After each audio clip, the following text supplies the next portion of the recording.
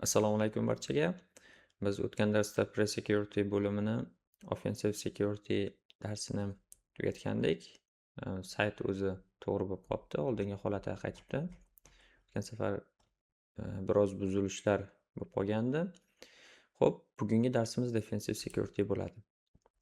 Defensive Security o'zi nima? Ya'ni mudofaa xavfsizligi bo'yicha gaplashamiz sizlar bilan. Mudofaa xavfsizligiga kirish. Biz o'tgan darsimizda o'sha gaplashib chiqqandik, dastur va tizimlarimizdagi zaifliklar bo'yicha, ularni qanday buzib kirish bo'yicha, ularni buzadigan odamlar va himoya qiladigan odamlar kimlik bo'yicha gaplashgandik. Endi bugungi darsda mudofaa xavfsizligi bo'yicha ko'rib chiqamiz. Buni mana shu ikkita asosiy yo'nalishi va vazifalari bor desak bo'ladi. Birinchisi, hozir bu yerda tarjima bo'lganligi uchun picha noto'g'ri tarjima bo'lyapti. Ya'ni hujumni oldini olish bo'ladi birinchisi, ikkinchisi esa hujum bo'lgandan keyingi sodir bo'ladigan jarayonlar. Ya'ni hujum bo'lgan vaqtda ularni aniqlashimiz va ularga o'sha to'g'ri javob berishimiz bo'ladi. Ya'ni birinchisi hujumni oldini olish va undan oldingi jarayonlar nima desak, mana shu dasturiy ta'minot tizimlarimizda biz birinchi o'zimiz zaifliklarni, xatolarni va ochiq joylarni biz tekshirib chiqishimiz kerak bo'ladi va hujum bo'lishidan oldin biz ularni bilib, topib, ularni himoya qilib qo'yishimiz kerak bo'ladi. Ikkinchisi esa o'sha hujum sodir bo'lganda biz qilayotgan jarayonlar. Ya'ni bizga hujum sodir bo'lyapti, biz uni bilishimiz kerak, qayerdan bo'lyapti, qayerga hujum bo'lyapti va o'sha joylarimizni xavfsiz qilishimiz kerak, ya'ni mudofaa qilishimiz kerak bo'ladi. Mana shu mudofaa qiladigan insonlar blue teamerlar deymiz, mudofaa xavfsizligi xodimlari deymiz. Mudofaa xavfsizligi bilan bog'liq ba'zi vazifalar ko'rib chiqamiz. Ba'zi vazifalarni bizga ko'rsatyapti, foydalanuvchilarning kiber xavfsizlik haqida xabardorligi. Ya'ni biz birorta korxonani egasi bo'lsak, har bitta xodimlarimizga kiber xavfsizlik bo'yicha ma'lumotlar berishimiz kerak bo'ladi. Ya'ni kiber xavfsizlik etikasini o'rgatishimiz kerak bo'ladi. Parollardan qanday foydalanish kerak, dasturlardan qanday foydalanish kerak, har kimni dasturlar bilan misol uchun bizga tegishli bo'lgan ma'lumotlarni bermasligimiz kerak va shunga o'xshash narsalar. Aktivlarni hujjatlashtirish va boshqarish. Qilayotgan va ishlatayotgan dasturlarimizni to'liq bilishimiz kerak bo'ladi. Ularni qanday ishlatish va ularni xavfsiz qilish, ular haqida to'liq ma'lumotga ega bo'lishimiz kerak bo'ladi. Tizimlarni yangilash va tuzatish. Ya'ni har vaqtda tizimlarni yangilab turishimiz kerak. Chunki eski versiyalarda o'sha zaifliklar mavjud bo'ladi va o'sha zaifliklar orqali bizga hakkerlar hujum qiladi. Shuning uchun dasturiy ta'minot xavfsizligi xodimlari o'sha dasturiy ta'minotlarni zaifliklarini topib, ularni yangilab turishadi. Versiyalarni, servislarni, xizmatlarni yangilab turishadi. Va biz ham har bitta dasturimizni har yangilanish kelgan vaqtda yangilab turishimiz kerak bo'ladi.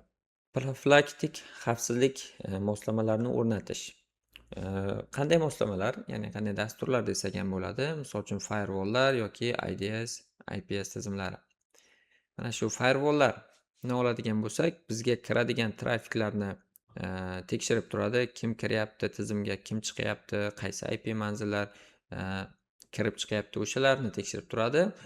IPS esa bizga hujum bo'lishini sezadi-yu va o'sha IP manzillarini va foydalanuvchilarni bloklab beradi. Mana shunday tizimlarni biz o'z tizimlarimizga o'rnatishimiz kerak bo'ladi. Keyingisi aytyapti, jurnallarni yuritish va monitoring qilish qurilmalarini sozlash. Zararli faoliyat va buzg'unchiliklarni aniqlash uchun tarmoqni to'g'ri ro'yxatga olish va monitoring qilish juda muhim.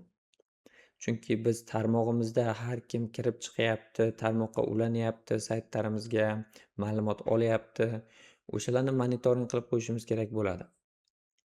Ya'ni har bitta ma'lumotlarimizni aniqlashlik uchun boyagi firewall va IDS, IPSlarni o'rnatganimizdan keyin aytib qo'yamiz. Misol uchun hujum bo'lgandan keyin mana shu IP manzillarini bloklaysan yoki mana bu IP manzillarini kirgizasan, bularni kirgizmaysan deb turib to'g'irlab qo'yishimiz kerak bo'ladi.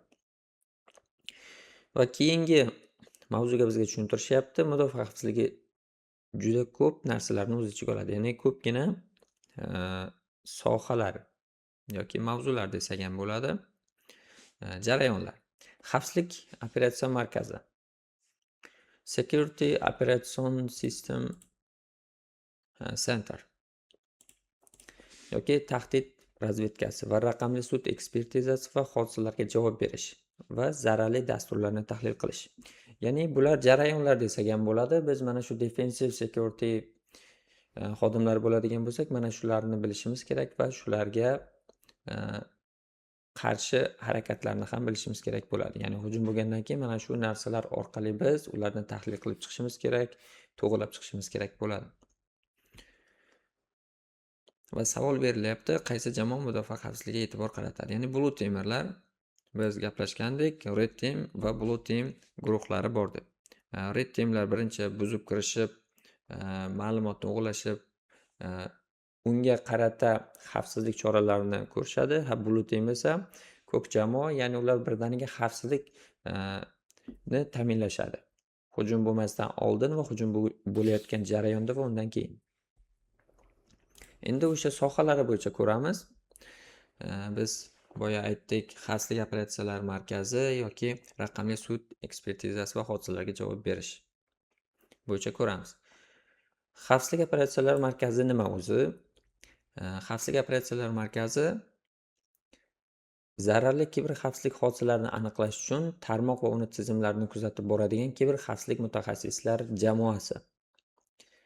Misol uchun, ular o'sha sohani ichida yana nimalar qilishadi? Shuni ko'rib chiqamiz. Misol uchun mana zaifliklar, siyosat qoidalarini buzish, ruxsatsiz faoliyat, tarmoqqa kirishlar. Shular bo'yicha ko'ramiz. Zaifliklar o'zi nima? Zaifliklar bu mana shu tizimda aniqlangan zaifliklar. Biz aytgandik, birorta uyni o'g'ri tushmoqchi bo'lsa, uni zaif tomonidan buzib kirish kerak bo'ladi. O'sha zaifliklar shu narsaga teng bo'ladi. Ya'ni har bitta dasturlarimizni versiyalarida har qanday zaifliklar chiqadi. Keyingisi, xavfsizlik siyosati nima? Bu tarmoq va tizimlarni himoya qilish uchun zarur bo'lgan qoidalar to'plami. Mana misol uchun deyapti, foydalanuvchilar maxfiy kompaniya ma'lumotlarini onlayn saqlash xizmatini yuklashsa, bu siyosat buzilishi mumkin bo'ladi. Ya'ni bizga maxfiy ma'lumotlar berilsa, mana shuni hech joyga uzatmang yoki boshqa joyga o'rnatib qo'ymang. Faqatgina o'sha korxona sohasida o'sha aynan tegishli joylarda foydalanish uchun kerak bo'ladi. O'shalarni qilmasdan yoki boshqa kompyuterdan kirib yoki boshqa joyga turib u ma'lumotlarni yuklab olish mumkin, kimgadir uzatish mumkin. O'sha siyosatga qoidalarni buzgan hisoblanadi. Ruxsatsiz faoliyat. Foydalanuvchini login paroli o'g'irlanganda tajovuzkor ulardan tarmoqqa kirish uchun foydalanadigan holatni ko'rib chiqish. Xavfsizlik operatsiyalar markazi o'sha zarar yetkazilishidan oldin bunda hodisaga imkon qadar tezroq aniqlab va uni bloklash kerak bo'ladi. Ya'ni u nima bo'ladi? Misol uchun birorta xodimga login parol beriladi va aynan o'zini qurilmasi orqali, ya'ni har bitta qurilmalarimizda tarmoqda IP manzil bo'ladi. O'sha IP manzil va MAC manzil orqali kirishga ruxsat berib qo'ygan bo'ladi. Boshqa IP manzil, ya'ni boshqa qurilma orqali kirilganda uni tezda bloklab qo'yish kerak bo'ladi. Ya'ni ruxsatsiz kirishlarni bloklash kerak bo'ladi. Tarmoqqa kirishlar. Xavfsizligingiz qanchalik yaxshi bo'lishidan qat'iy nazar, kirish imkoniyati har doim mavjud. Kirish foydalanuvchi zararli havolani bosganda yoki tajovuzkorga umumiy serverdan foydalanganda yuz beradi. Qanday bo'lmasin, kirish sodir bo'lganda keyingi zararni oldini olish uchun uni imkon qadar tezroq aniqlashimiz kerak deyapti. Tahdid razvedkasi nima? Shu nuqtai nazardan razvedka bizga deyapti haqiqiy va potensial dushmanlar haqida to'planadigan ma'lumotlarni anglatadi. Razvedka. Ya'ni o'sha biz urushni oladigan bo'lsak, birinchi bo'lib razvedchik odamlarni ularga jo'natishimiz kerak bo'ladi. Ya'ni ma'lumot to'plab kelish kerak bo'ladi. Ularni qancha qurol-yarog'i bor, qancha texnikasi bor, qancha askarlari bor, o'shalarni to'plab kelish kerak bo'ladi. Ya'ni razvedchiklar bo'ladi. Endi tahdid esa o'sha tizimni buzishi yoki salbiy ta'sir ko'rsatishi mumkin bo'lgan har qanday harakat. Ya'ni tahdid ularga har qanday hujumni oladigan bo'lsak to'g'ri bo'ladi. Ya'ni har qanday hujum qilishimiz. Raqamli sud ekspertizasi va hodisalarga javob berish. Kriminalistika. Bu mana jinoyatlarni tergov qilish va faktlarni aniqlash uchun fanni qo'llash. Mana shu kriminalistika bo'ladi. Korxonaga o'g'ri tushdi. O'g'ri tushgandan keyin undan qandaydir izlar qolishi mumkin yoki kameralar bo'lishi mumkin, uni ko'rib qolgan bo'lishi mumkin. O'shalarni tahlil qilib chiqadi. Ya'ni qachon hujum sodir etildi, qayerda sodir etildi, nimalar o'g'irlandi, barcha dalillar to'planadi. Ya'ni hakkerni topish uchun u nimalardan foydalangan va nimalarni o'g'irlagan, qancha vaqt oralig'ida har bittasi yozib boriladi va o'shanga qarata uni topishga harakat qilinadi. Hodisaga javob berish. Misol uchun umumiy qilib aytib o'taman. O'sha bizga hujum bo'lgandan keyin ular qanday bo'lganligi yoki nimalarni yo'qotganimiz va qaysi joylarimizda zaifliklar bor va biz qaysi nastroykalarni noto'g'ri qilganmiz, o'shalarga javob berishimiz kerak bo'ladi va ularni to'g'rilab mana shu bo'lgan zararlarni biz kamaytirishimiz kerak bo'ladi yoki ularni to'liq tiklashimiz kerak bo'ladi. Shu hodisalarga javob berish bo'ladi. Va nafaqat hujum bo'lgan vaqtda yoki hujumdan oldin qilib qo'yishimiz kerak bo'ladi. Birinchi o'sha hujumga tayyorgarlik ko'rishimiz kerak. Baribir qachondir hujum bo'lib qolishi mumkin, qachondir bizdan ma'lumotlar o'g'irlanishi mumkin va o'sha bo'layotgan va o'g'irlanayotgan ma'lumotlar qayerdan chiqyapti, uni aniqlashimiz kerak, tahlil qilishimiz kerak bo'ladi va ularni himoya qilishimiz kerak bo'ladi. Va o'sha barcha jarayonlar bo'yicha hodisalarni yig'ib, ularga hisobot tayyorlab javob qo'yishimiz kerak bo'ladi. Zararli dasturlarni tahlil qilish. Xo'p, zararli dasturlarni oladigan bo'lsak, biz umumiy qilib virus deb qo'yamiz. Zararli dasturlarni turlari juda ko'p. Misol uchun bu yerda virus, trojan, ransomware, sapware turlari juda ko'p. Misol uchun mana virusni bu yerda ta'rif berilyapti. Dasturga biriktirilgan kod qismi. U bir kompyuterdan boshqasiga tarqalish uchun mo'ljallangan va kompyuterlarga zarar yetkazgandan so'ng fayllarni o'zgartirishi, qayta yozishi, o'chirishi orqali ishlaydi. Natija kompyuterning sekinlashishidan tortib foydalanishga yaroqsiz holga kelishigacha bo'lgan oraliqni o'z ichiga oladi. Ya'ni viruslar boshqa kompyuterdan boshqa kompyuterga o'tishi mumkin, ma'lumotlarni o'zgartirishi mumkin, yozishi mumkin, o'chirishi mumkin. O'sha bizning kompyuterimizda qotib qolishiga olib keladi yoki to'liq o'chirib yuborishiga ham olib keladi. O'sha viruslar saytdan biror bir narsa yuklab olamiz, o'sha dasturlarga biriktirib qo'yilgan bo'ladi yoki boshqa virusi bor kompyuterga fleshka tiqilgan bo'lsa, o'sha fleshka orqali o'zimizning kompyuterimizga yuklab olib qo'ygan bo'lishimiz mumkin. Trojanni oladigan bo'lsak, u bitta kerakli funksiyani ko'rsatadigan, ammo ostida zararli funksiyani yashiradigan dastur. Masalan, jabrlanuvchi shubhali veb-saytdan tajovuzkorga o'z tizimini to'liq boshqarish imkonini beradigan video playerni yuklab olish mumkin deyapti. Ransomware nima? Foydalanuvchi fayllarni shifrlaydigan zararli dastur. Shifrlash parollarni bilmasdan fayllarni o'qib bo'lmaydigan holatga keltirish hisoblanadi. Shifrlash o'sha biz o'qiy olmaydigan darajada keltirish. Agarda biz mana shu ransomwareni yuklab olib qo'ygan bo'lsak, kompyuterimizda ishlata olmay qolishimiz mumkin. Dasturlarimizga kira olmaymiz, ular qotib qoladi yoki parollangan bo'lib qoladi, disklarimiz qulflangan bo'lib qolishi mumkin. Xuddi shunday holatlar bo'lishi mumkin. Va mana shu zararli dasturlarni tahlil qilish defensive security uchun juda kerakli. Chunki har bitta viruslarda qanday kod yozilgan, ma'lumotlarni o'g'irlayapti, qayerga jo'natyapti, mana shularni barchasini tahlil qilib chiqish kerak bo'ladi. Va bu yerda bizga savol berilyapti. 3 ta savol. Tarmoq va uni tizimlarini zararli hodisalar uchun kuzatib boradigan kiberxavfsizlik mutaxassislari jamoasi.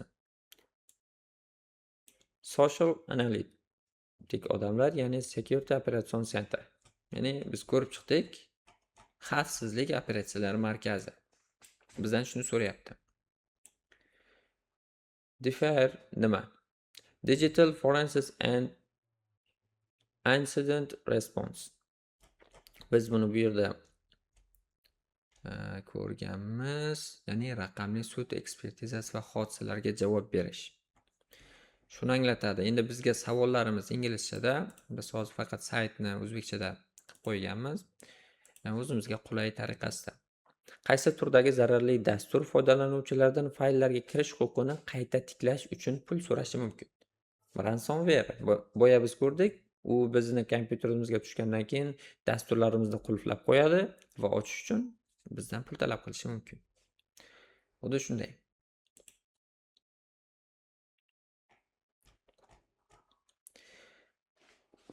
Bizga o'sha mudofaa xavfsizligiga amaliy namuna ko'rsatishyapti. Ishlab ko'ramiz. Xavfli IP manzilini topishimiz kerak bo'ladi. O'shalar orqali, ya'ni biz saytimizni himoya qilishimiz kerak bo'ladi. Shu orqali bayroqni topamiz. Misol uchun mana bizga tegishli bo'lganlari, tegishli bo'lmagani o'zi mana qizil bo'lib ko'rinyapti. Bular bizga tegishli. Ruxsat berilgan. Bosamiz va uni IP manzili qanday edi? Mana. Uni IP manzili shunga teng va 22-portda. Shuni privat qilib olamiz. Mana bizga chiqdi. Ya'ni zararli ekanligi 100% tasdiqlandi. Bizga aytayapti, Xitoyda ekanligi aytilyapti va domen nomi ham aytilyapti. Xitoyniki davlat va shahri ham aytilyapti. Mana bu yer chiqdi. Biz bu yerdan o'sha social tahlilchilarni tanlashimiz kerak. Tanlab qo'ysak, o'sha xodimlar boyagi IP manzilni bloklashimiz kerak bo'ladi. Xo'p, IP manzil, u bloklaydigan IP manzilimiz mana 143, 110, 250, 149 edi. Shuni bloklash uchun so'rab yuboramiz. Bo'ldi, mana biz u IP manzilni blokladik va flagni topdik. Bugungi mavzumiz shulardan iborat edi. Barchalaringizga rahmat. Like bosish va obuna bo'lishni chiqarmang. Keyingi darslargacha ko'rishguncha.